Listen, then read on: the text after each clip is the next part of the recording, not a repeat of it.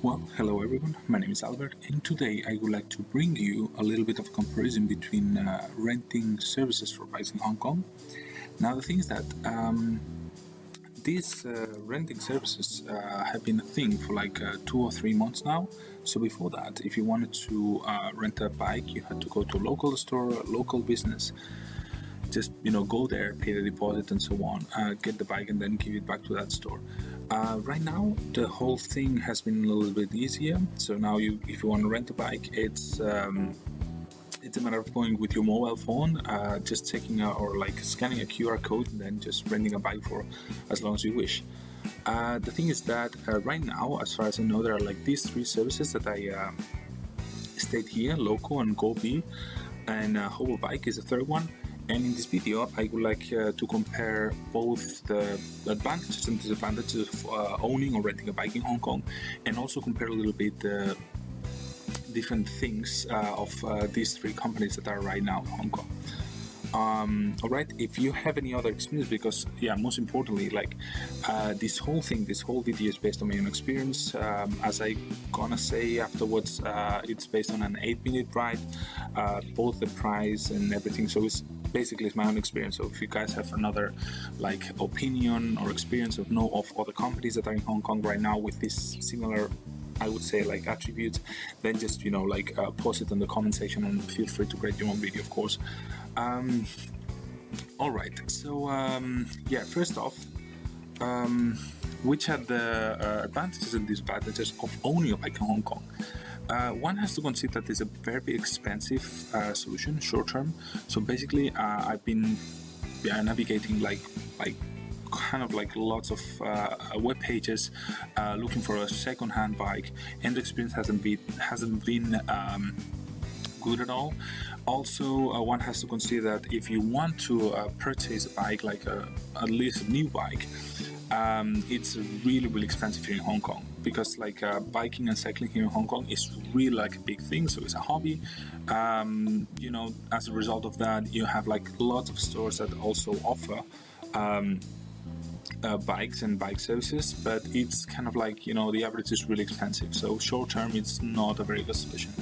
Of course, if you purchase a bike, you own a bike, and you have to repair and maintain that bike. So if something happens to the bike, you are ultimately you are the responsible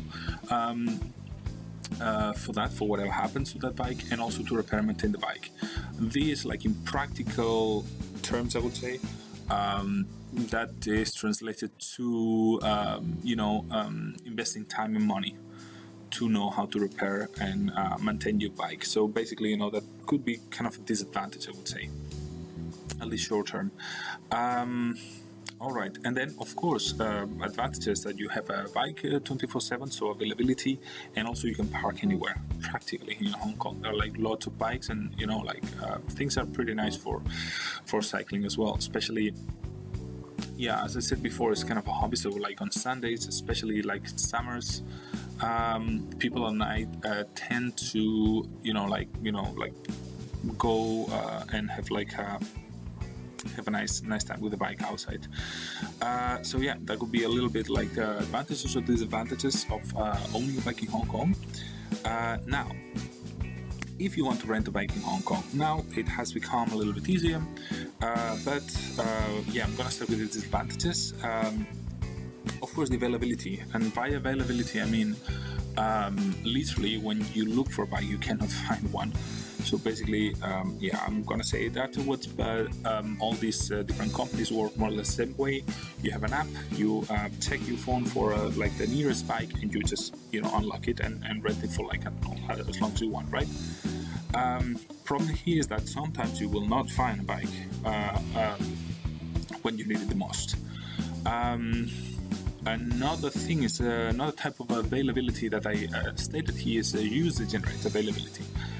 With that I mean when bike breaks and you cannot see it in the app, which could be probably one of the good things to develop for these applications on the mobile phone, you cannot see if a bike is broken. So basically you go there, you check that the that the bike is there, but when you try to unlock it, the app says I'm sorry, but the bike is broken. Just look for another bike, which basically, again, in practical terms, a little bit down to earth. It's basically, investing extra time and extra money in order to either report a bike or, looking for another bike and so on and so forth, right? Introduce you to the dilemma of the common. So basically, if no one reports a bike, that's gonna be bad for the rest of the users of that particular app. Then, of course, if you want to use these kind of services, you need a phone, you need a reliable internet connection, and also you need a credit card. Basically, like here in Hong Kong, it's a little bit like goes without saying, I would say, but you need phone, internet, and also a credit card in order to both pay the deposit and top up for the first time your balance for so you can rent a bike. On the other hand, it's a short-term solution, it's cheap, and you actually don't need to repair anything. That doesn't mean you can break the bike and you're not responsible.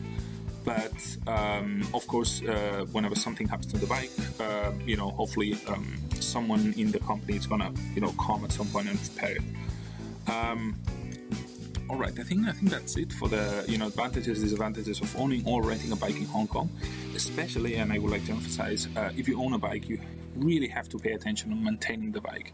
Especially during the summer, it's really humid. It's a really humid place, and more than a safe place to store your bike, you need to cover it. You need to keep it really dry, otherwise it's going to get rusty really, really fast. All right. Then right now, the second part of the video, I would like to compare a little bit the different things that these three apps can offer. But before that, I would like to state a little bit how this thing works. So all of them, like both for Loco and gobee.bike and also gobee, they all have exactly the same functioning. So basically, you have to download their app. You have to pay a deposit with your credit card. You have to top it up for the first time, and you have to unlock the bike. So basically, it's quite straightforward. But you download the app. You pay whatever you have to pay, and then you can unlock the bike using the QR code, which is indicated in that green bike I introduced there, which is the red spot basically. And after that you're ready to go. So that's a little bit how everything works. And now I'm gonna start comparing different characteristics that the three apps have, or three companies offer as well. By the way, at the end of this video, I introduced like a table with everything summarized a little bit. So if you want to skip this part, just feel free to just go to the final part of the video, and you will see everything compared at one glance. The first thing, most importantly, that you have to consider when using one app or the other, is the deposit you have to pay. So basically, when you download the app and you want to use it for the first time, you have to pay a deposit, which varies from 100 to 500 Hong Kong dollars. The cheapest company here is Loco. Loco offers you the service for like 100. The deposit is 100 Hong Kong dollars. So I might recall, it was approximately 100, which is like 12-15 euro. Then the second company that offers you the cheapest deposit is gobee.bike, which I might recall is like between 200-300 Hong Kong dollars or so. The most expensive deposit here is for gobee. Gobee offers you like the service with a deposit of I think between 400 and 500 Hong Kong dollars, which is like 55 euro, I would say. Very well. So that goes for the deposit. Then we have another thing here, which is functioning. By functioning here, I introduce things like how the app works, if it works flawlessly, or I don't know, like other little things that make the service a little bit more a little bit better, I would say. The first one is I introduced here gobee.bike. With gobee.bike so far, and that might be because they have been the third company, so the newest one that has been introduced or set foot here in Hong Kong, is I haven't had any problems so far. So luckily it's gonna stay like this. But everything worked perfectly, no problems, or didn't have to report any bike and so on. So it was quite nice. The second one, gobee. With gobee had some troubles.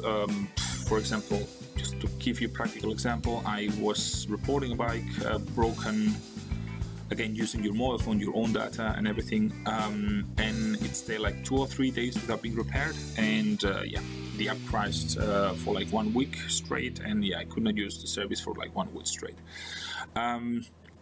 The worst in this case is Loco. With a Loco, might be because they don't have a lot of like stuff or whatever, but I reported the bike in 1 week and the bike was still there. So I would say that this could be the worst case scenario for an app.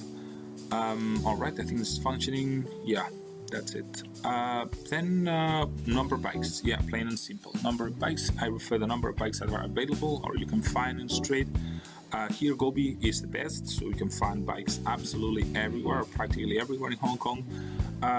And second place is gobee.bike, which is a little bit like in between. So there are not as many bikes as in the case with Gobee, but of course there are more bikes in the case of Loco, right?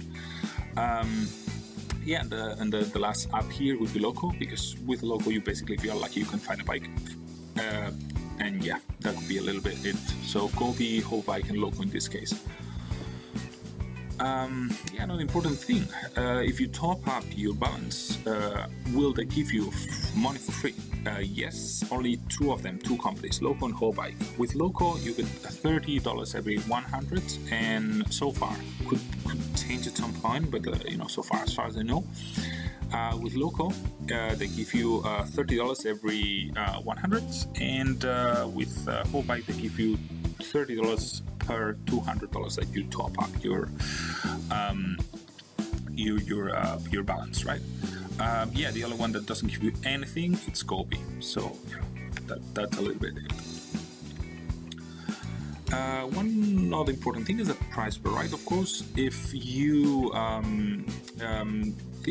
stated at the very beginning, if you ride for like let's say in my case it's like 8 to 10 minutes, but gobee.bike Loco, you have to pay, or I paid 2 or 3 Hong Kong dollars. And with Gobee, I had to pay 5 Hong Kong dollars no matter what. I mean, the first 30 minutes are 5 Hong Kong dollars. So here's the thing. Like, it doesn't matter if it's 10, 15, 20 minutes, 25 until 30 minutes, you will pay with Gobee 5 Hong Kong dollars. Another thing, a little bit goes without saying that all the apps will not charge you anything if you unlock a bike, wait 30 seconds and you lock it again, like, because you probably could find any problem or things like that. But none of the apps charges you anything in case you don't use it for more than 2 minutes. Maybe I didn't just stop and like checked it, but in any case it's a little bit like this. The only one that charges you $5 no matter how long do you rent the bike for. It's in this case Gobee. Another little thing is time to load. Time to load here, I mean the time that goes from the point that you check the QR code with your mobile phone until the bike unlocks, which in the case of gobee.bike and Gobee, it's more or less 5 seconds, and I wasn't there like checking, but it's shorter, definitely shorter than Loco, because with Loco it's something like 15 seconds, something like that. It's definitely longer. So if you're in a hurry, or you just conveniently would like just to rent a bike for like a short time, or you're in a hurry or whatever, choose gobee.bike or Gobee. Don't go for Loco. Another interesting thing is the pedal resistance. So basically, how hard it is to pedal the bikes. Here I have to say that Loco, and this is not like a ranking 1, 2, 3, but it's a little bit of comparison. So for Loco, you have it's a little bit harder to pedal and handle the bike. For gobee.bike, more or less the same thing. And the only one who is a little bit softer is Gobee. So basically, Loco and gobee.bike are a little bit more robust. But the great difference between Loco and gobee.bike has gears. So basically, you have 3 gears that you can adapt at your own pace. So basically, and that's the great thing about in this case gobee.bike, right? So Loco, it's a little bit harder. For gobee, it's a little bit softer, and and whole bike has gears. Another important thing is the lights. The lights, I mean, if you unlock a bike, odds are that with Loco or gobee you will not find lights. So basically, like front and rear lights sometimes are missing. Maybe because again, whole bike is the newest company and everything works like a little bit like flawless, I would say. But especially at night, that's really big. A really big issue, right? Another like little thing with whole bike, I experienced that once you shut down the lock, once you lock the lock, everything shuts down. With Loco and gobee, the lights still like switched on somehow for like I don't know how long, but still. And that's a little bit the thing, right? With Loco and gobee, sometimes you will find that there are no lights, or their bikes have no lights, and also whole bike, it has like a lighting system like on all their bikes. One last thing, language. If you are not really experienced in like Chinese, you basically will have some trouble with the whole bike. Loco and gobee are entirely in English. Whole bike is entirely in Chinese. My case, I'm not a really big. I don't share a lot of knowledge of Chinese, so basically my Chinese is not very good. But I could manage to download the app, pay the deposit, and make it work. So, the thing is that it's really intuitive, so you won't have any trouble with renting a bike with whole bike, although you don't speak or you cannot read Chinese, right?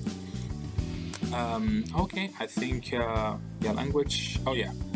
As I said at the very beginning, here you have a table comparing a little bit everything. Just freeze this frame of the video if you feel like, so you can have a quick comparison at the first glance, and you can actually check the difference between all the apps. One idea that I would like to, just for the record a little bit, is that you will have more and more services. I know that in mainland China, these renting services for bikes have been like quite a thing. They're like tons and tons of like cemeteries of bikes in starting a problem, especially like in public areas where you have like tons of renting bikes parked, and they're like taking a lot of the space as well. In Hong Kong, of course, the space is kind of an issue, right? That's one of the ideas that I had. It's basically develop an app that could centralize a little bit, or like gather all this data from different apps, and just like whenever you need a bike, just go there and just unlock it with one app. Because basically odds are that these services are going to be like growing, and that's going to be kind of a problem, because you have to pay 3 deposits, you have to have space for 3 different apps, and it's a little bit of a mess sometimes. So I think that's it. If you guys have any other common experiences, or as I said at the beginning, of any other companies that operate in Hong Kong, please state in the comment section, or just feel free to create your like simple table or your video as well. Right, I think that's it. Thank you so much for watching, and I hope you could find this video useful, and see you next time. Bye bye.